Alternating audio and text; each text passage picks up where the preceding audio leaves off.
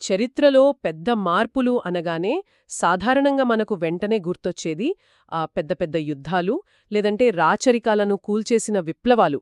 అవును. సాధారణంగా ఆ రక్తపాతం లేదా కత్తుల చప్పుళ్ళు వెంటనే గుర్తొస్తాయి. ఖచ్చితంగా. కాని ఏంటంటే, మార్పు అనేది ఎప్పుడూ అంత భయంకరమైన శబ్దంతోనో, ఆర్భాటంతోనూ రాదు కదా.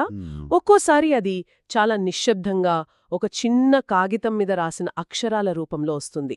నిజమే. అది చాలా శక్తివంతమైన మార్పు. అదే, ఈరోజు మన ఈ లోతైన విశ్లేషణలో the command of response leadership in the age of reform అనే మూలగ్రంథం ఆధారంగా ఒక ఆసక్తికరమైన అంశాన్ని చూడబోతున్నాం. అంటే, సమాజం మార్పు కోరుకున్నప్పుడు నాయకులు పాత పద్ధతుల్లో ఆజ్ఞాపిస్తారా లేక స్పందిస్తారా అనేది. రైట్. ఎందుకంటే చరిత్రలో ప్రతి సంస్కరణ చివరకు నాయకత్వమనే తలుపు తడుతుంది. ఆ ఒత్తిడిని వాళ్లు ఎలా ఎదుర్కొన్నారు అన్నదే చరిత్రగతిని మార్చే అతిపెద్ద నిర్ణయం. ఆ నిర్ణయం గురించి మాట్లాడే ముందు అసలా పరిస్థితి పాతకాలకు నాయకులకు అకస్మాత్తుగా ఎలా వచ్చిందనేది చాలా ఆసక్తికరం. ఆ ముద్రణ యంత్రం అంటే ప్రింటింగ్ ప్రెస్ రాకముందు సామాన్యుల అసంతృప్తులు ఎలా ఉండేవి అంటారు? అప్పట్లో సామాన్యుల కోపతాపాలు కాని ఫిర్యాదులు కాని గాలిలో కలిసిపోయేవి. ఎవరికైనా పన్నుల భారం ఎక్కువైందనో ఇంకేదైనా అన్యాయం జరిగిందనో అనుకుంటే అది కేవలం ఆ ఊరి రచ్చబండ దగ్గరో పొలంలోనో మాట్లాడుకోవడానికే పరిమితం. అంటే ఆ బాధకు ఒక శాశ్వతమైన రూపం ఉండేది కాదన్మాట. ఖచ్చితంగా. కాని ప్రింటింగ్ ప్రెస్ రాకతో ఆ బాధలకొక శాశ్వత రూపం వచ్చింది. ప్రజలు సమస్యలను కేవలం అనుభవించడం మాత్రమే కాకుండా వాటన్నింటికీ స్పష్టమైన పేర్లు పెట్టడం మొదలుపెట్టారు. దానికి అక్షర రూపం దాల్చిందన్మాట. ఇక్కడ నాకు ఇంటర్నెట్ రాకముందు ఆ తర్వాత పరిస్థితి గుర్తుకొస్తోంది. ఇంటర్నెట్ లేనప్పుడు వార్తలు చాలా నెమ్మదిగా తెలిసేవి. కాని ఇప్పుడు ఏ చిన్న సంఘటన జరిగినా రికార్డైపోతోంది కదా. 100కి 100 పాళ్ళు. ఈ పోలిక అప్పటి పరిస్థితులకు అద్దం పడుతోంది. ఇంటర్నెట్ ఎలాగైతే సరిహద్దులను చెరిపేసిందో అప్పట్లో ఈ ముద్రణయంత్రం కూడా సరిగ్గా అదే చేసింది. అప్పటివరకు నాయకులు సురక్షితంగా తలదాచుకున్న ఒక పెద్ద కవచం ఆ భౌగోళిక దూరం అనేది బద్దలైంది. అంటే ఇది ఎప్పట్నుండో ఇలాగే జరుగుతోంది అని పాలకుడు చెబితే వినాల్సిన అవసరం లేదు. అవును. ఎందుకంటే పక్క ఊరిలో అదే సమస్యను మరింత మెరుగ్గా ఎలా పరిష్కరిస్తున్నారో ప్రజలు అప్పటికే చదివి తెలుసుకుంటున్నారు. ఇక్కడ స్థానికంగా ఒక స్వరాన్ని అణచివేసినా ఇంకోచోట అదే ప్రశ్న ముద్రించబడుతోంది. రైట్. నాయకులు ఇకపై ప్రతి ఫిర్యాదును కేవలం కొద్దిమందిలో వచ్చిన తాత్కాలిక కోపంగా కొట్టిపారేయడం అసాధ్యంగా మారింది.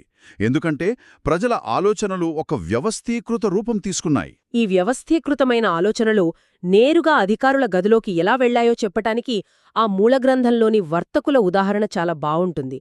వాళ్ళు ఒక అధికారి దగ్గరికి పిటిషన్తో వెళ్లారు కదా. అవును. ఆ సంఘటన నాయకత్వపు సంకట స్థితికి సరైన ఉదాహరణ.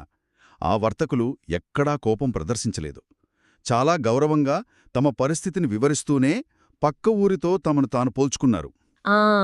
తమ సమస్యను అత్యంత హేతుబద్ధంగా వివరించారు. నిజమే. వారు ఎక్కడా అధికారాన్ని ధిక్కరించలేదు. కాని ఆ అధికారి ముందు ఒక బలమైన లాజిక్ ఉంచారు. ఇక్కడే ఆ అధికారి పరిస్థితి కత్తిమీద సాములాంటిది కదా. అంటే వెంటనే ఆ పిటిషన్ను తిరస్కరించి వాళ్లను గెంటేస్తే అతను బలవంతుడుగా కనిపించిన మూర్ఖుడిగా ముద్రపడతాడు. ఖచ్చితంగా.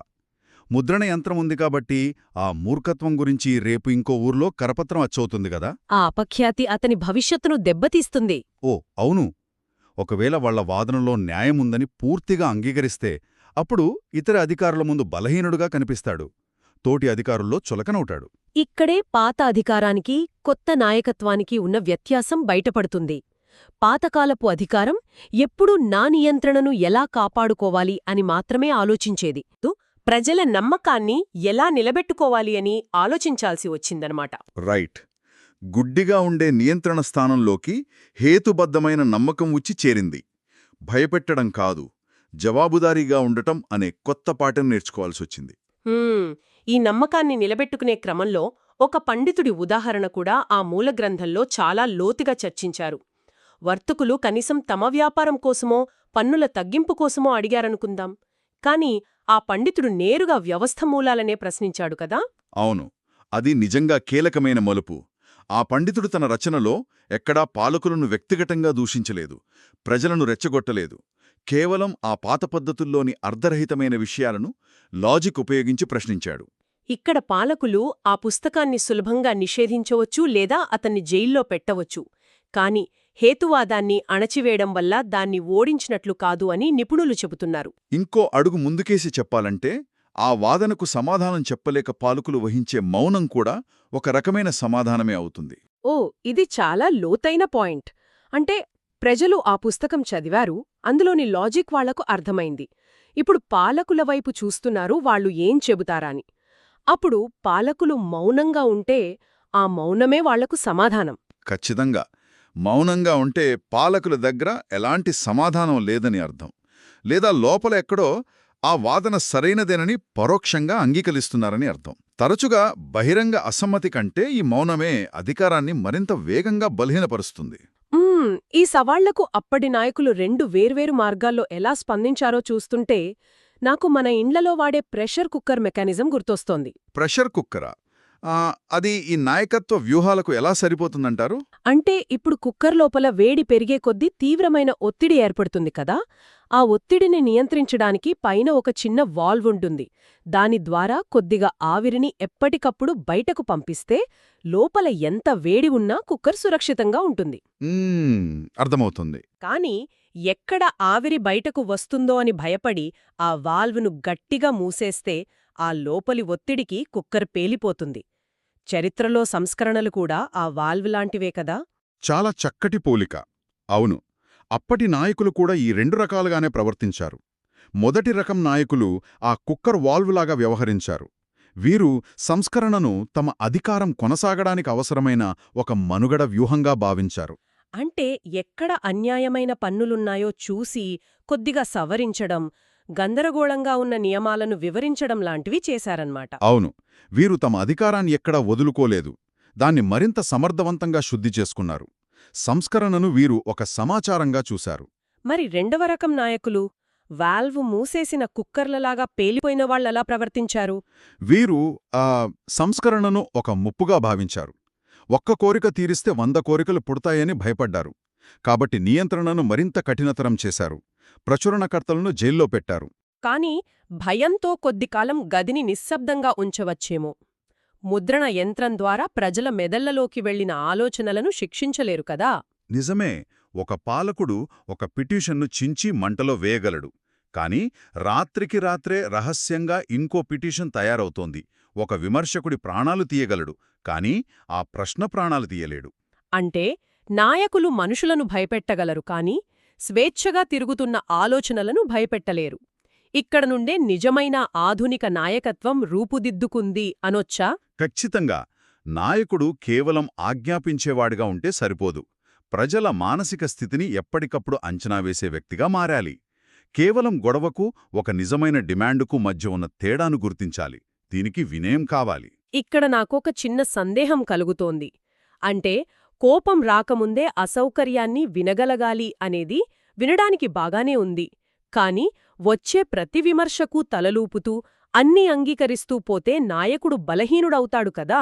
అప్పుడు వ్యవస్థలు అస్థిరపడవా? రైట్. లేవనెత్తిన ఈ సందేహంలోనే అసలు సవాలుంది. ఏమాత్రం వినకుండా ఉండే పాలకులు కాలక్రమంలో గుడ్డివారవుతారు.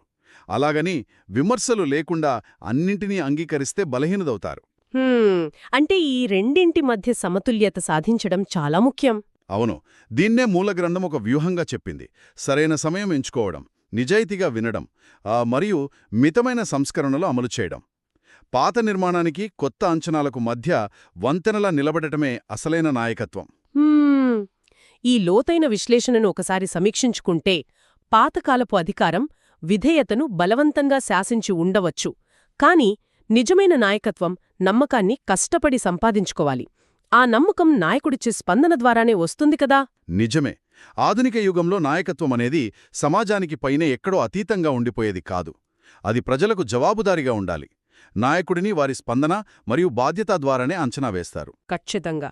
కేవలం ముద్రించిన అక్షరాలు ఒక సమాజాన్ని ఎలా మేల్కొలిపాయో చూస్తే ఆశ్చర్యం కలుగుతుంది. ముగించే ముందు ఈ మూల గ్రంథం ఆధారంగా ఒక కొత్త ఆలోచన పంచుకోవాలనుంది. ముద్రణ యంత్రం వల్ల నాయకులు ప్రజల ఆలోచనలకు స్పందించక తప్పని పరిస్థితి ఏర్పడింది అని మనం చూశాం గదా. అవును. అయితే ప్రస్తుత కాలం గురించి ఆలోచిస్తే సోషల్ మీడియా వల్ల ఇప్పుడు ప్రతి పౌరుడు ఒక ప్రచురణకర్తగా మారిపోయారు. సమాచారం వెలువల్లా వస్తున్న ఈ రోజుల్లో ఆ అంతులేని శబ్దంలో ఏది నిజమైన సమస్యో ఏది కేవలం గోలనో నాయకులు ఎలా గుర్తిస్తారు? ఇది నిజంగా చాలా సంక్లిష్టమైన సవాలు. అవును, ఒకప్పుడు వినకపోవడం సమస్య అయితే ఇప్పుడు సరైన దానిని మాత్రమే వినడం అనే కళ నాయకులకు ఇంకెంత కష్టంగా మారిందో ఇది నిజంగా ఆలోచించాల్సిన విషయం కదా. తదుపరి భాగంలో ఇలా వచ్చిన సంస్కరణలు సమాజంలోని శాశ్వత నిర్మాణాలను ఎలా మార్చాయో విశ్లేషిద్దాం. అప్పటివరకు సెలవు.